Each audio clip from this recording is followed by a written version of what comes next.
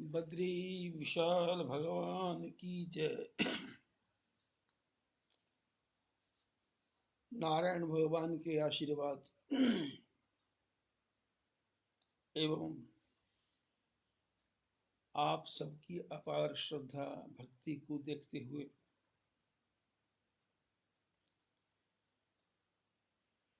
ये सत्संग का क्रम फेसबुक पर भी चल रहा है और यूट्यूब पर भी दिया जा रहा है।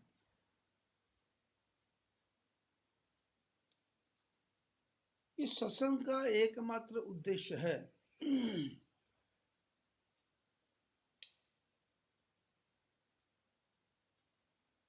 मनुष्य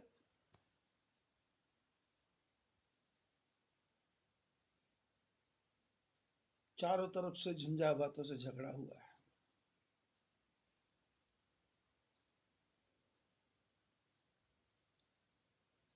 पहले ही जीवन में इतनी मुसीबतें थी कि आदमी को जीव को समझ ही नहीं आ रहा था कि मुझे करना क्या है और क्या नहीं करना है, और उसकी बातों में लाशों के लगते हुए ढेर। एक महामारी पूरे विश्व में आ गई।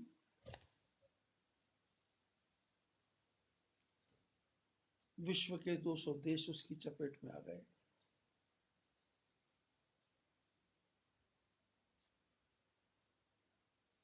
थोड़ा सा उससे संभले भी नहीं थे। एक समुद्र की तरफ से तूफान आया जो बंगाल, उड़ीसा और आसाम तक को अपनी लपेट में लेके चला गया। उत्तराखंड की तरफ भी आया था हल्का सा।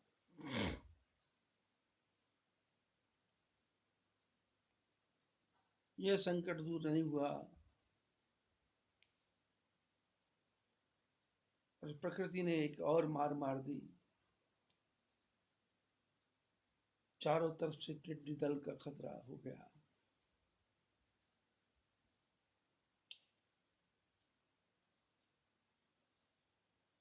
और हम सब असहाय बैठे हैं। सब लोग, कुछ भी विचार मन में नहीं आता।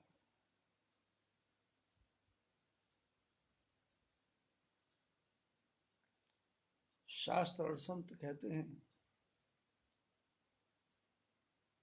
कि दुख में सुमिरन सब करे, सुख में करे ना कोई।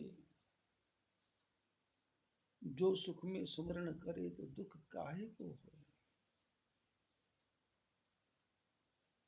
ये दुखों की आंधियां जो चारों तरफ हमारी चारों तरफ आ रही हैं, ये दुख की आंधियां, और उसके बाद भी टेलीविजन वाले आदमी को इतना भयभीत कर देते हैं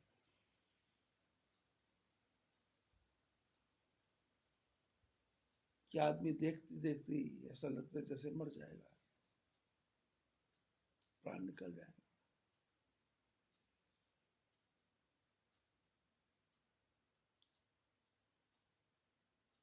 और हमारे जीवन के साथ एक विडंबना ये है कि यदि टेलीविजन न देखे तो आदमी को, मनुष्य को चैन ही नहीं पड़ता।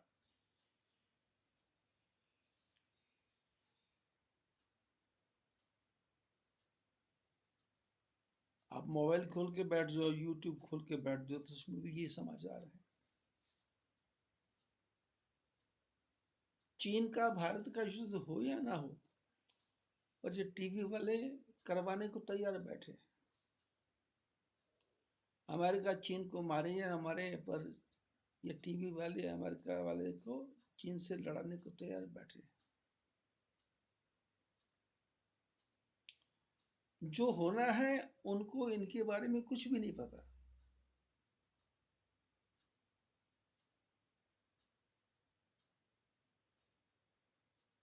ये तो एक ऐसी हालत है जैसे कोई बाल की खाल निकाल रहा है,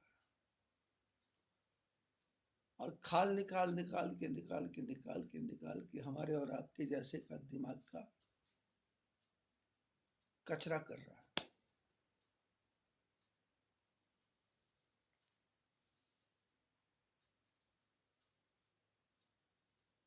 अब टीवी देखने का शौक तो मेरे को भी है,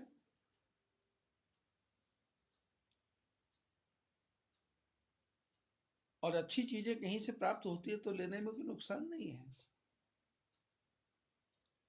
लेकिन सामने वाला कचरा ही परोसता जा रहा है और हमारे दिमाग को कचरा करता जा रहा है, तो फिर उसको लेने से क्या लाभ।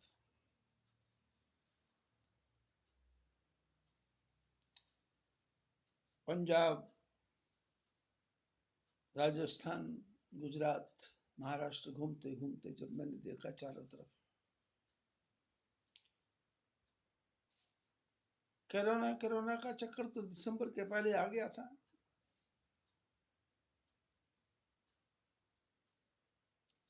फिर अचानक एक दिन बैठे बैठे मन में आया कि भाई देखो, सब तरफ जब भारत में वो एक दिन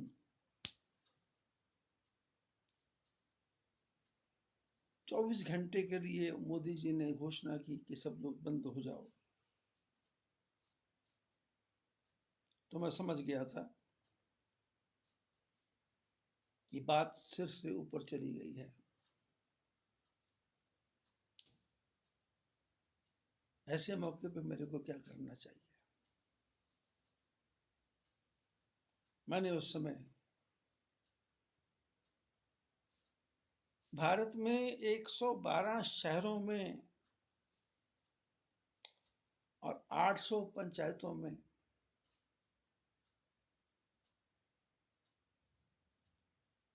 मेरे शिष्य परिवार हैं। मैंने अपने सभी शिष्य परिवारों को एक ही आदेश आदेश दिया कि आप लोग घर में अपने परिवार से 10 आदमी की ज्यादा रोटी बनाओ। 10 मनुष्यों के लिए रोटी, 50 रोटी ज्यादा बनाओ। और उसको मैंने ये नहीं कहा कि गरीबों में जाके बांटो, मैंने कहा कि जो सफेद पोश गरीब हैं, सफेद पोश गरीब हैं, उनको जाके खिलाओ। और जो सब्जी आप खाते हैं वो उनको खिलाओ, जो दाल आप खाते हैं वो आप खिलाओ। आपके पास नमक चटनी है तो नमक चटनी खिलाओ। मेरे शिष्यों ने मेरी आज्ञा का पालन किया।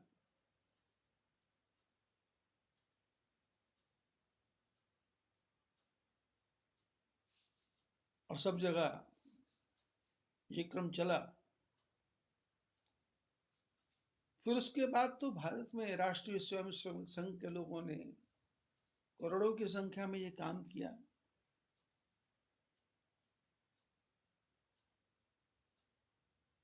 फिर तो हर शहर, हर नगर में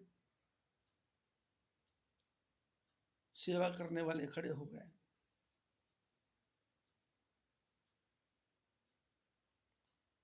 लोगों के पास धन की कमी नहीं है, लोगों के पास मन की कमी नहीं है, पर प्रेरणा देने की कमी है। मेरे को याद है कि मैं 2012 में हरिद्वार में रहा, क्योंकि मेरा स्वास्थ्य ठीक नहीं था। 2012 ने 2013 में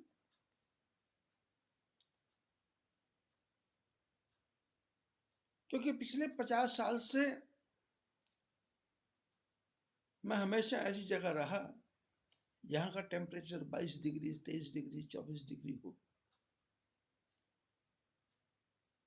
उसके लिए कभी मैं शिलोंग गया, कभी मैं कालिम्पोंग गया, कभी गंगटोक गया, कभी दार्जिलिंग गया, कभी शिमला गया, कभी नैनीताल गया।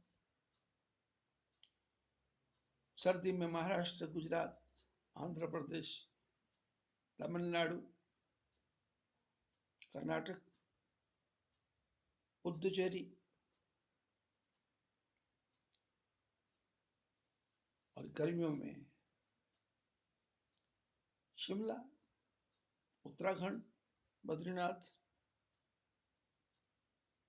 22 डिग्री, 23 डिग्री, 24 डिग्री, 25 डिग्री तक यहाँ तक टेम्परेचर रहा। तो मैं पिछले 40 साल से मेरा यही क्रम है कि ऐसी जगह रहो जहाँ पर ज़्यादा कंबल की व्यवस्था न करनी पड़े, वस्त्रों की व्यवस्था न करनी पड़े, सर्दी गर्मी से भी छुटकारा मिल जाए और साथ में ज्ञान की चर्चा भी चले।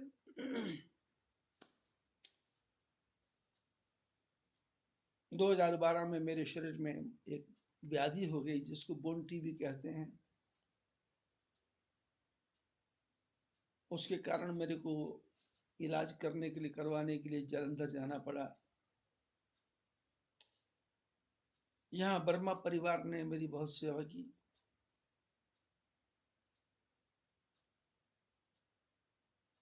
फिर डॉक्टरों ने कहा दवाई आश्रम में रह के भी ले सकते हो, तो फिर मेरे को रहने का मौका मिला हरिद्वार में 2013 में।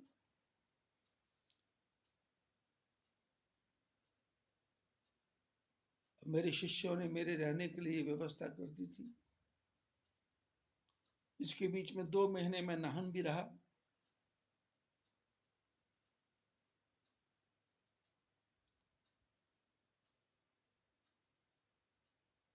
अपने परिवार, निशु के परिवार में, जो आजकल बालाजी महाराज की बहुत सेवा करता है। उन लोगों ने वहां एसी लगवा दिया मेरे कमरे में और डेली डॉक्टर आए, मेरी व्यवस्था कर जाए। फिर उसके बाद में आश्रम वालों ने कहा कि आप आश्रम आ जाओ। तो फिर हरिद्वार आश्रम में आया। सर्दी का मौसम था, मेरा बीमार शरीर।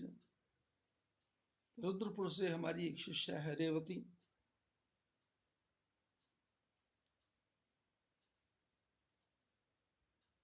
बहुत भागवत भक्त है। तो उसने कहा गुरु महाराज जी आपके कमरे में मैं ऐसा ऐसी लगवा दूं कि जो ठंडी गर्म हवा देगी। सर्दी में गर्म हवा, गर्मी में ठंडी हवा। तो उसने एसी लगवा दिया था। लेकिन जब जनवरी के मौके पे मैं वहां हरिद्वार में रहा तो इतनी सर्दी थी, इतनी भयंकर सर्दी थी, जैसे जैसे जैसे विश्व का रिकॉर्ड टूटने वाला हो।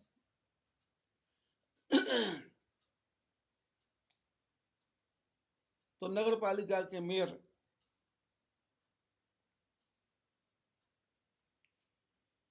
से मैंने कहा कि भाई हरिद्वार के में जो चौराहे हैं उन पर अलाव जलाओ। बोले हमारे बस का क्या है। तो मैंने 1 लाख रुपए का चेक काट के दिया अनिरुद्ध भाटी जी को। और फिर हरिद्वार में 10-15 जगह पे अलाव जलना शुरू हुआ। जब अलाव जलना शुरू हुआ तो किसने अलाव जलाया, कैसे अलाव जलाया, चर्चा चली। तो फिर नगर पालिका के मन भी आया। तो फिर स्टेशन पे भी अलाव जला, बस अड्डे में भी अलाव जला। और हालत ये हुई, हरिद्वार में 2013 में कम से कम 100 जगह अलाव जला।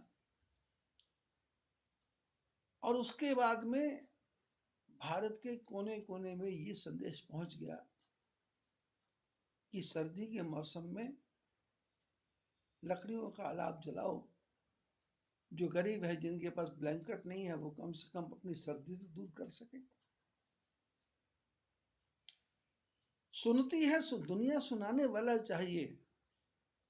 जगती है दुनिया, जगाने वाला चाहिए।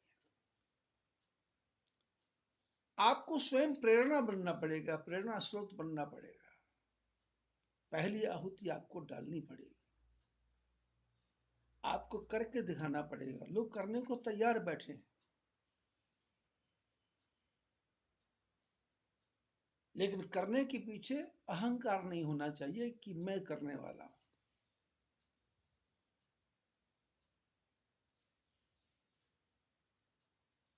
और इसी बीच में ये जो समय आ गया, टिड्डी दल आ गया, कोरोना आ गया, तूफान आ गया।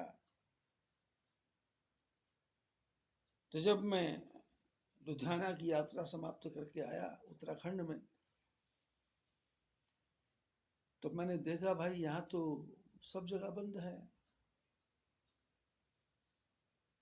तो फिर मैंने किसी से बात की, मैंने कहा भाई सत्संग कुछ ऐसे किया जाए जिससे मैं अकेला सत्संग करूं और लोग सुने। और इसके लिए मैं पिछले 7-8 साल से अभ्यास कर रहा था, क्योंकि मेरी एक आदत पड़ गई थी, जब तक 50, 60, 100 आदमी ना हो तो मेरी इच्छा सत्संग करने की करती ही नहीं थी। और 2-4 लोग बैठे होते तो फिर दुनिया की बातें करके इधर उधर गप्पे मार के छोड़ छाड़ देते थे, फिर भी ज्ञान देते थे। क्योंकि साधु बोले सहज स्वभाव, साधु का बोला बिरथा न जाओ। साधु सहज स्वभाव से बोलेगा तो उसमें भी कुछ ज्ञान ही होगा। तो जो मेरे नजदीक शिष्य थे, वो मेरे उठने बैठने सोने जागने से भी ज्ञान ले लेते थे।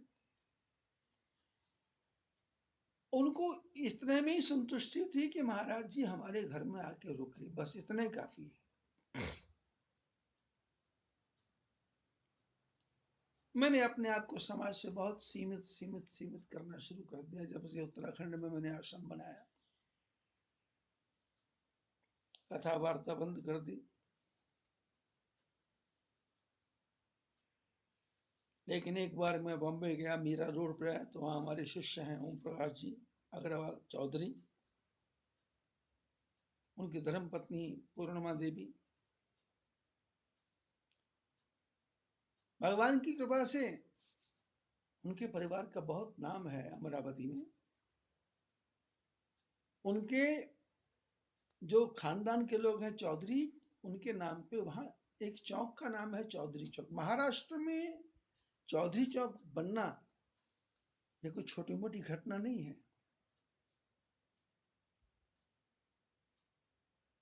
पर उनका सुपुत्र चंदन,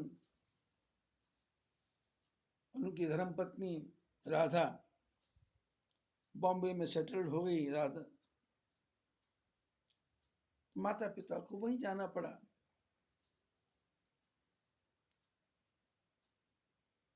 तो उनका बहुत आग्रह था कि कभी हमारे यहाँ आओ, कभी आओ, कभी आओ, कभी आओ, कभी आओ। तो मैं गया। जब वहां गया तो मैंने उनसे बात की। मैंने कहा भाई ओम प्रकाश जी, यहाँ कोई सत्संग सुनने वाले लोग हैं क्या? उसने कहा बाबा जी यहाँ बॉम्बे है, आपाधापी है,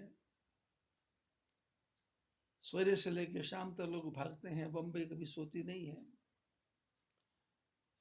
लेकिन सत्संग सुनने का किसी को फुर्सत नहीं है। तो मैंने उनको कहा कि मैं राम कथा सुनाऊंगा आपको, लेकिन शर्त यह है कि तुम दोनों पति पत्नी सुनोगे और मैं सुनाऊंगा। मेरे को याद आया शंकर भगवान की बात। शंकर भगवान ने पार्वती को अकेली को अमर कथा सुना दी, तो मैं इन दो को क्यों नहीं सुना सकता? फिर दो को भी सुनाया।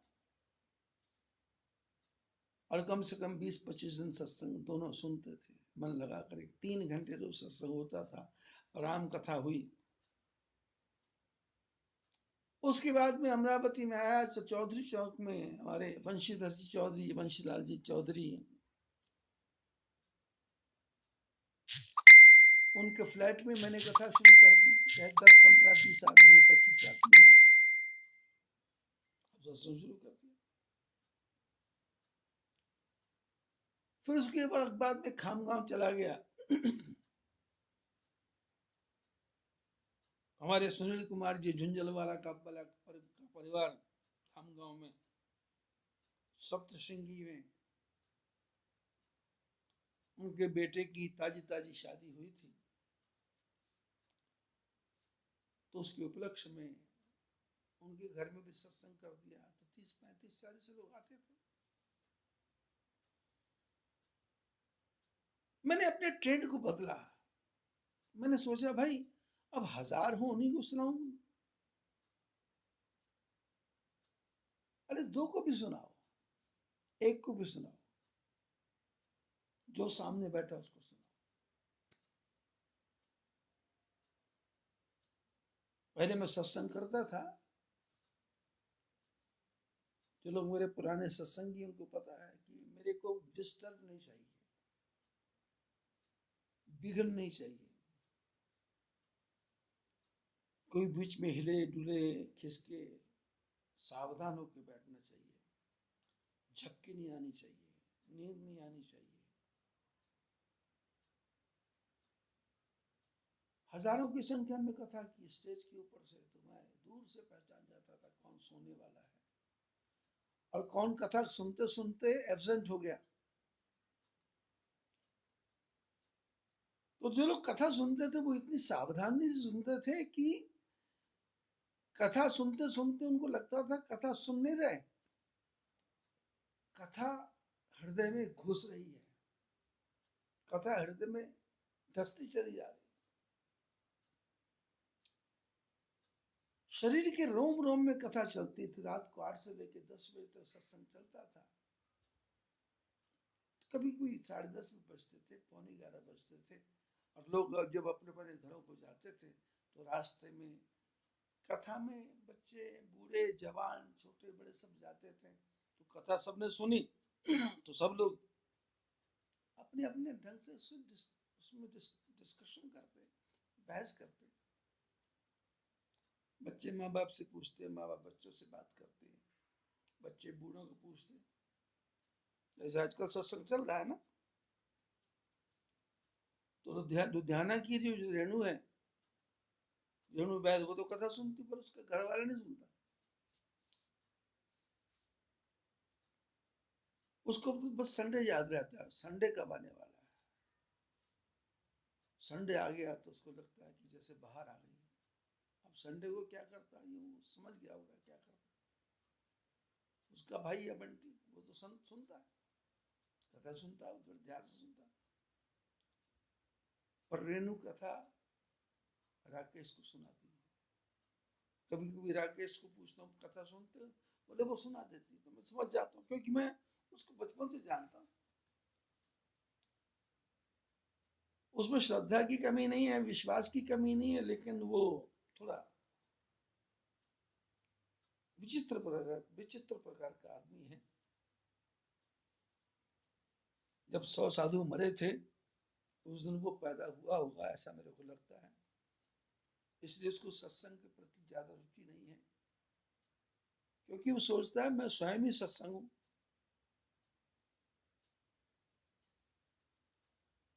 तो जब मैं पुराने कथा करता था तो सावधान होकर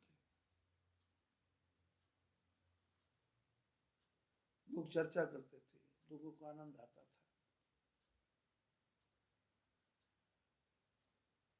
और इतना लोग कथा में मग्न हो जाते थे कि कभी कभी किसी की परिवार में किसी की मृत्यु हो जाती तो अपने बच्चों को भेजते कि दादी जी ने भेजा है, आज ही दादाजी की डेथ हुई है। और दादी जी बोलती है मैं कथा में आ सकती हूँ क्या? अमरावती रानी सतीधाम की कथा है, बात है। तो मैंने कहा कोई कोई हर्ज नहीं है भगवान की कथा सुनने में। तुम्हारे को डर लगता हो तो ये बगीचा है, बगीचे में पेड़ के पीछे आके बैठ जाया करो। परिवार में दादाजी की मृत्यु हुई है, पौत्र पौत्री भी आए हैं, दादी भी आई है, बहू भी आई है, सब कथा सुनने आए। क्योंकि राम राम का जो रस है, राम का रस इतना मीठा है, यदि जिसको राम कहने का मजा जिसकी जुबान पर आ गया, मुक्त जीवन हो गया, चारों पदार्थ पा गया। राम कहने का मजा आना चाहिए, राम कहने का आनंद आना चाहिए। और ये राम कहने का आनंद आएगा कब? अचानक नहीं आएगा। कोई संत मिले, कोई महापुरुष मिले, कोई ज्ञानी मिले, कोई विद्वान मिले और वो हमको समझाए। रामायण में लिखा है कथा, कथा क्या है? ये कोई सीरियल नहीं है, धारावाहिक नहीं है। इसमें क्या बोले, श्रोता वक्ता ज्ञान निधि, कथा राम की गूढ़। इसमें सुनने वाला भी ज्ञानी होना चाहिए और सुनाने वाला भी ज्ञानी होना चाहिए। ज्ञान निधि मैंने ज्ञान का खजाना।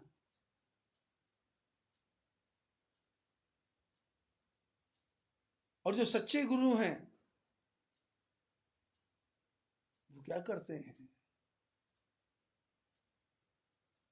सुनार सोने की डली कैसी भी टेढ़ी मेढ़ी क्यों ना हो, उसको ठोक पीट के गला के जला करके उसको इतनी सुंदर माला बनाता है कि वो गले में डाल देता है। ऐसे ही गुरु अपने शिष्य को ठोक के पीट के बजा के समझा के बिल्कुल राम की लाइन में लेके आ जाता है। गुरु अपने शिष्य को अपने समान ही बना लेता है। इसलिए शास्त्रों में गुरु की महिमा है। काकभूषुंड ब्राह्मण के जीवन में अपने गुरु जी के यहां नहीं जाते थे तो काकभूषुंड नहीं बनते थे। और अपनी कथा पिछले 2-3 दिन से चर्चा चल रही है कि किस प्रकार से मीरा जैसी छोटी जाति की भिलनी को गुरु महाराज ने सबसे ऊंचा बना दिया।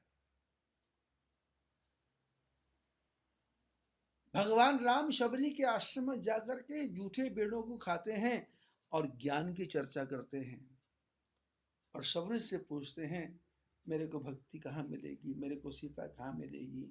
और शबरी ने बता दिया इपम पापुर यहीं और उगराई। इसी प्रसंग को आगे बढ़ाते हैं। राम जी आगे चले बहुर रघुराया, ऋषय मुख पर्वत निहराया। भगवान राम आगे गए। शबरी के कहने पे ऋषय मुख पर्वत पे पहुंच गए। और ऋषय मुख पर्वत पर सुग्रीव रहता था अपने भाई से डर के मारे और हनुमान जी का साथ था। तो सुग्रीव ने हनुमान को कहा हनुमान जाओ, 2 लड़के जा रहे हैं, मेरे को लगता है बाली का मन मैला हो गया है। और बाली स्वयं तो नहीं आया क्योंकि बाली को श्राप लगा हुआ है कि यदि ऋषय मुख पर्वत पर जाएगा तो बाली के सिर के 1000 टुकड़े हो जाएंगे। पठय बाली होई मन मैला, भागो तुरत तजो यह शैला। बोले जाकर के पता करो कौन है, मेरे को इशारा कर देना जिससे मैं यहां से भागू, मैं भागू यहां से।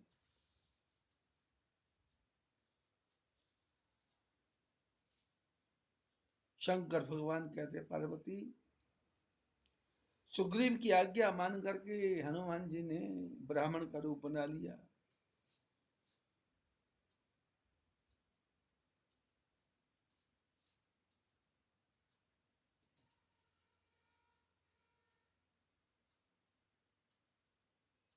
विप्र रूप धरि कपितः गयु, नाई माथ पूछत अस भयु। को तुम श्यामल गौरी शरीरा, क्षत्रि रूप फिरहु बन बीरा। कठिन भूमि कोमल पदगामी, कवन हेतु बिचरहु बन स्वामी। कि तुम 3 देव मह को, नर नारायण की तुम 2।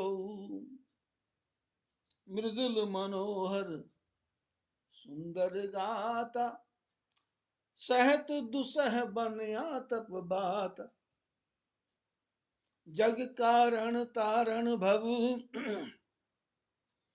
भंजन धरणी भार। कि तुम अखिल भुवन पति, लीन मनुज अवतार सियावर रामचंद्र जी की जय। पवन सुत हनुमान जी की जय। उमापति महादेव जी की जय।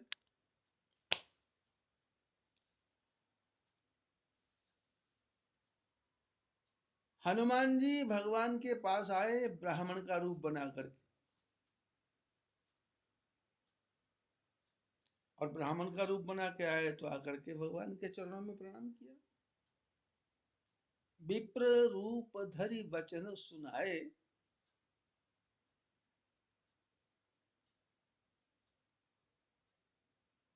विप्र रूप धरि कपितः गयऊ। माथ नाई पूछत अस भय। ब्राह्मण का रूप बना के गए और जाकर के राम जी के चरणों में प्रणाम किया, माथे को निभाया, नीचे नहीं, चरणों में नहीं झुके, माथ नाई, सिर को झुकाया और पूछत अस भय। देखो हनुमान जी के बात करने का तरीका देखो, और आप अपने और मेरे के बात करने का तरीका देखो, परिवारों में बात करने का तरीका देखो। एक ही शब्द है, वो आदमी के जीवन की धारा को मोड़ देता है। एक ही शब्द है, वो आदमी को विरोधी बना देता है। और एक ही शब्द है, वो आदमी को अपना आपका हितैषी बना देता है। महाराष्ट्र में किसी जगह मेरे को मिल का उद्घाटन करना था, परिवार वालों ने बुलाया था, तो मैंने उनको कहा प्रातः कल 10 बजे का समय रखो। 10 बजे गए, जब गए उनके परिवार में 7-8 भाई थे, सारे इकट्ठे रहते थे। तो मैंने उनकी बिटिया थी, मैंने कहा भाई सबको बोला क्या? तो आपको परिवारों को पता ही, यहाँ इकट्ठे भाई रहते हो, वहां बनती नहीं है, प्रेम नहीं होता, झगड़ा होता है, तनातनी रहती। तो परिवार की जो माँ थी उसने कहा जी हमने तो किसी को नहीं कहा। तो मैंने कहा फिर उद्घाटन, या आप चलोगे हम चलेंगे? मैं कहा नहीं नहीं ऐसा मत करो, सबको लेके चलो। तो 2 मंजिल का उनका मकान। तो मैंने उनकी बड़ी बेटी को कहा, मैंने कहा जाओ और जाकर के नीचे सबको बोल के आओ कि अपनी मिल का उद्घाटन करना है और महाराज जी आए हैं, आप लोग सब चलो। अब घरों में जो चर्चा होती है वही संस्कार बच्चों पे होते हैं। तो बेटी ने